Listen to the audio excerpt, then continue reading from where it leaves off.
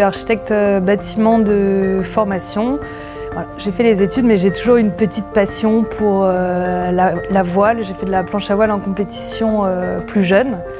Et donc assez naturellement, j'ai découvert ce master spé architecture navale. Donc ni une ni deux, j'y suis allée.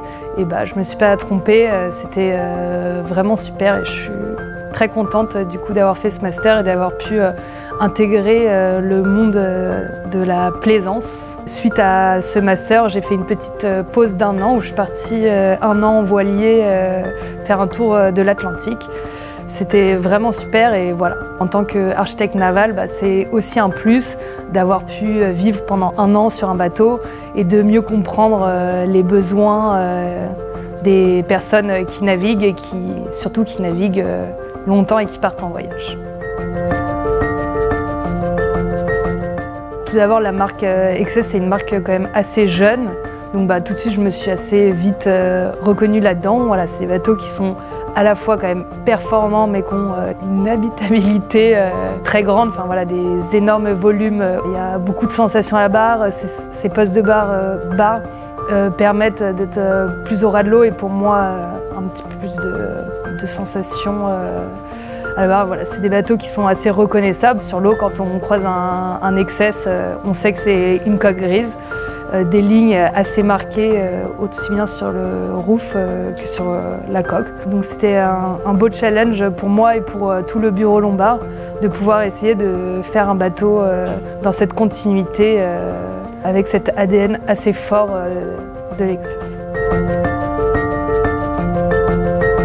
L'XS 13, avant tout, on a voulu faire un bateau léger pour qu'il soit performant. On a eu un très gros travail avec l'équipe XS sur tout ce qui est devis de poids, structure, pour vraiment optimiser tout ça au maximum, mais sans faire de compromis sur les volumes intérieurs, sur la hauteur sous barreau des cabines, la taille des lits.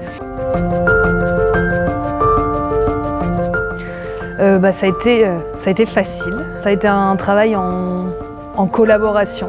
Il y a eu un énorme travail particulièrement sur la structure où voilà, nous on proposait des choses, mais il y avait un échange directement avec les équipes. Voilà, le design, c'est l'ADN aussi d'XS et c'est pas nous qui l'avons inventé.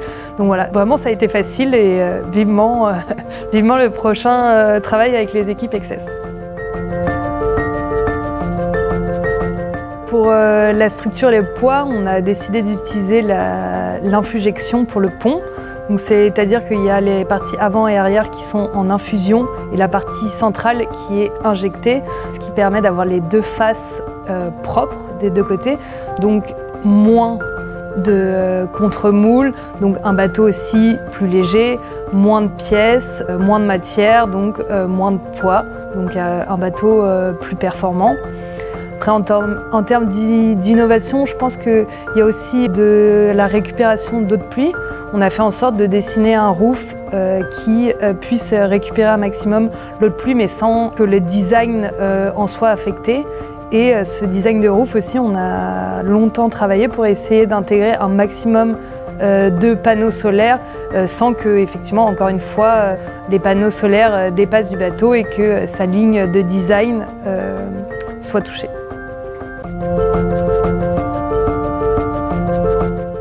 L'XS 13, en fait, c'est un peu comme être sur un monocoque, parce qu'il y a les postes de barre au ras de l'eau, la barre à bâbord, à tribord, ces plateformes arrière qui donnent un accès à la mer super agréable. Mais en même temps, on a tout le confort d'un multicoque et avec cet énorme cockpit et ce grand carré qui sont à la même hauteur. Voilà, cette petite nouveauté, c'est cette cuisine intérieure-extérieure qui lie les deux espaces, qui devient un endroit hyper convivial. On se voit très bien y prendre l'apéro. Et aussi l'énorme atout de cette XS 13, c'est cette cabine propriétaire avec un bureau extrêmement lumineux, son grand dressing et sa grande salle de bain qui ont fait quelque chose d'assez unique. Oui, bien sûr, j'adorerais partir en croisière sur un XS 13, Même, je dirais plus que j'aimerais partir en voyage. Voilà, j'ai un projet de voyage en famille dans quelques années. Venant du monocoque, pour moi, l'excès stress, c'est vraiment un super compromis entre les sensations à la barre et le confort de vie. Et c'est toujours un petit peu plus confortable en famille d'avoir deux coques et un carré et un cockpit au même niveau. Donc oui, c'est sûr que l'excès stress correspondrait totalement au bateau sur lequel j'aimerais partir en voyage.